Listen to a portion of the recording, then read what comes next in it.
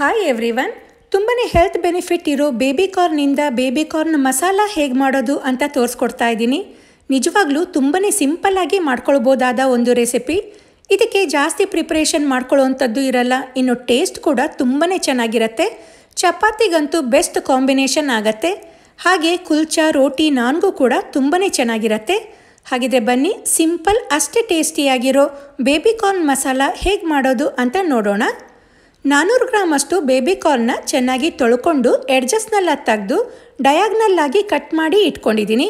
ಇದನ್ನು ಇದೇ ಶೇಪ್ನಲ್ಲಿ ಕಟ್ ಮಾಡ್ಕೋಬೇಕು ಅಂತೇನಿಲ್ಲ, ಯಾವ ಶೇಪ್ನಲ್ಲಾದರೂ ಕಟ್ ಮಾಡ್ಕೋಬೋದು.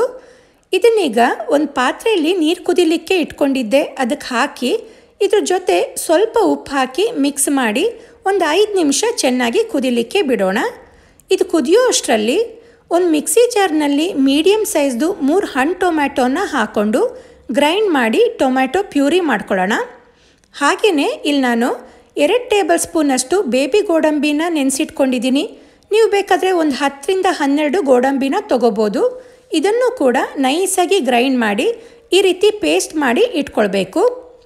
ಈಗ ಇಲ್ಲಿ ನೋಡಿ, ಬೇಬಿಕಾರ್ನ್ ಚೆನ್ನಾಗಿ ಕುದೀತಾ ಇದೆ. ಬೇಬಿಕಾರ್ನ್ನ ನಾವು ಅರ್ಧ ಬೇಯಿಸ್ಕೊಂಡ್ರೆ ಸಾಕು, ಇನ್ನು ಅರ್ಧನ ನಾವು ಗ್ರೇವಿಯಲ್ಲಿ ಬೇಯಿಸ್ಕೊಳ್ಬೋದು. ಈಗ ಇದನ್ನು ನೀಟಾಗಿ ನೀರನ್ನೆಲ್ಲ ಬಸ್ದು ಒಂದು ಸಪ್ರೇಟ್ ಬೌಲ್ನಲ್ಲಿ ಎತ್ತಿಟ್ಕೊಳ್ಳೋಣ.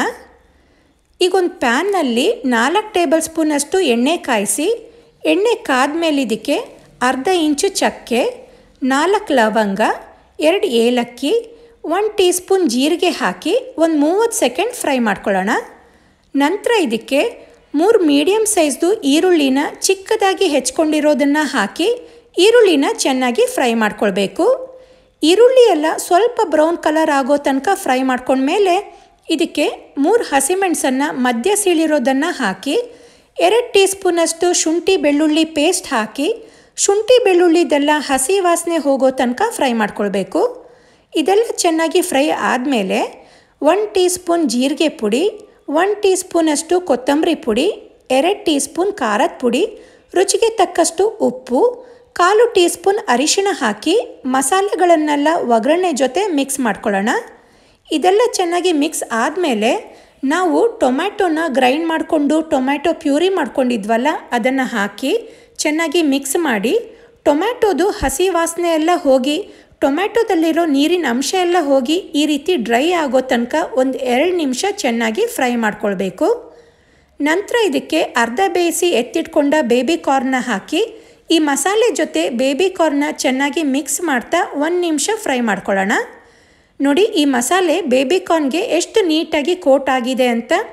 ಈಗ ಇದಕ್ಕೆ ಬೇಬಿಕಾರ್ನ್ ಬೇಯೋದಕ್ಕೆ 1 ಕಪ್ಪಷ್ಟು ನೀರನ್ನು ಹಾಕಿ ನೀಟಾಗಿ ಎಲ್ಲದನ್ನು ಮಿಕ್ಸ್ ಮಾಡಿಕೊಂಡು ಬೇಬಿಕಾರ್ನ್ ಬೇಯೋದಕ್ಕೆ ಒಂದು 10 ನಿಮಿಷ ಲಿಡ್ ಕ್ಲೋಸ್ ಮಾಡಿ ಬೇಯಿಸ್ಕೊಳ್ಬೇಕು. ಆಲ್ಮೋಸ್ಟ್ ಒಂದು 10 ನಿಮಿಷ ಆಗಿದೆ. ಆಲ್ರೆಡಿ ಬೇಬಿಕಾರ್ನ್ನ ನಾವು ಅರ್ಧ ಬೇಯಿಸ್ಕೊಂಡಿರೋದ್ರಿಂದ ಈಗ ಬೆಂದಿರುತ್ತೆ.